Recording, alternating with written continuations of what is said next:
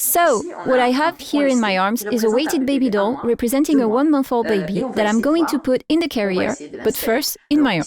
I want to take some time and explain the correct position we would like to maintain once the baby is inside the carrier.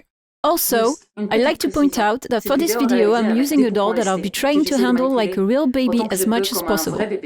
Yet, in order not to bore you too much, we've decided to accelerate the videos. This is why you may find some movements too rough, but I'm doing my best. Now, let's focus on the physiological position we would want to maintain.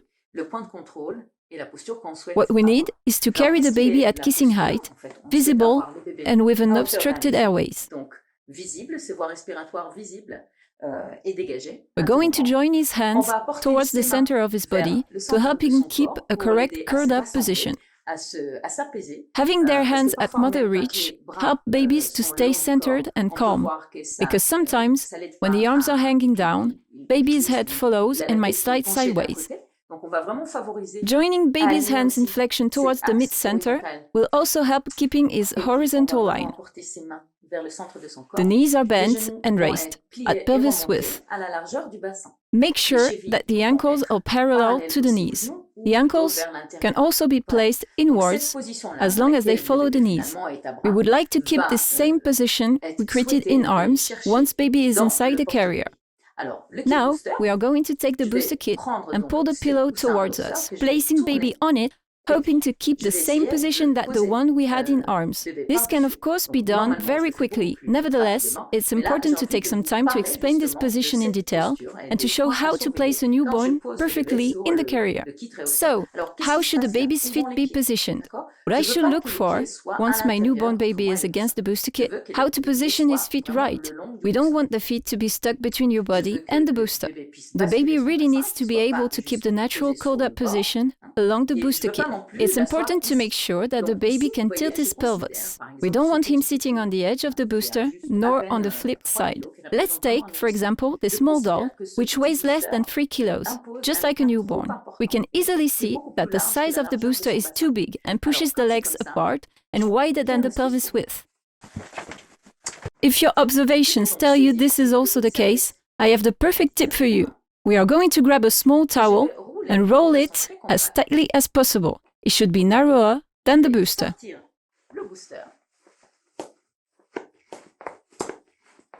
So I take the booster out of its tube.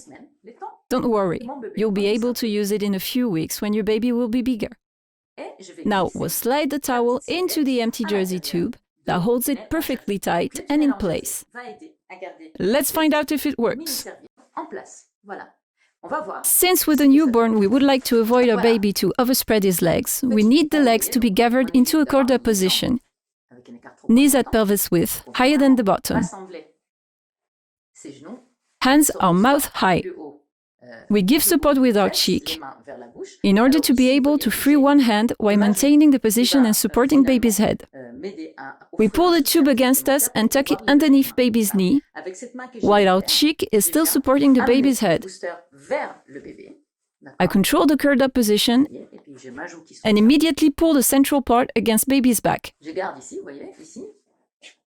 and slip into the carrier. What's left to do is to adjust the carrier to my body. I'm grabbing the suspender webbings against my ribs. I pull one side at a time, pulling down and forward to tighten. Then, you see, I can easily access the straps behind my back since my shoulder straps are still a bit loose and the webbing is super long. I grab and pull it to tighten. I grab again the webbing on the shoulder straps, just against my ribs. I continue and pull forward, adjusting the shoulder straps against my back to form an optimized support. While doing so, the horizontal straps moves against my shoulder blade and finds its place. Now, we continue to adjust the central part to baby's morphology. By pulling the lateral straps, we adjust not only the height, but also the width of the carrier. We always want to make sure the airways are clear. For instance, here you can give some slack and lower the carrier and pull again until you can really see the nostrils. You need to be able to slip 2 fingers between his chin and his chest. We're also going to check that there's no pressure on his knees, that his feet are free and not in contact with the belt, and that the baby is perfectly curled up in a flexed position. And now, let's try the installation of a bigger baby with the real booster kit. This doll represents an older baby who has reached more than 3 to 4 kilos. That corresponds to a 2-month-old baby. We're going to use the booster kit and install the baby comfortably, knowing that the gap between the two knees is equal to the pelvis width. Both hands are placed towards midline. Baby is at kissing height, with his nostrils visible and airways clear. The pelvis is tilted to a curled up position. We would like to maintain this same position once the baby is in the carrier. So, just like before, use your cheek to help you free one hand. I turn the booster towards me, and underneath baby's bottom, the booster replaces my arm and supports the bending knee. The feet are aligned with the booster. It is not overspread. The feet are never between you and your baby. Thanks to the booster, baby finds the same curled up position we gave him previously in arms. If baby is too small, it won't be able to do that, and the feet won't be positioned the way they should.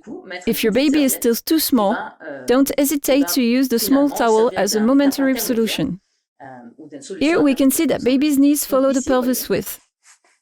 The pelvis is tilted, the knees are bent, and thighs are well supported, and his legs follow naturally the knees. Now, I pull up the central part.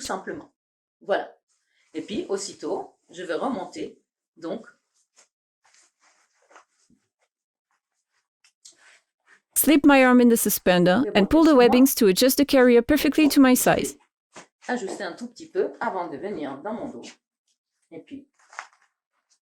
I hope this video was helpful. If so, give it a thumbs up.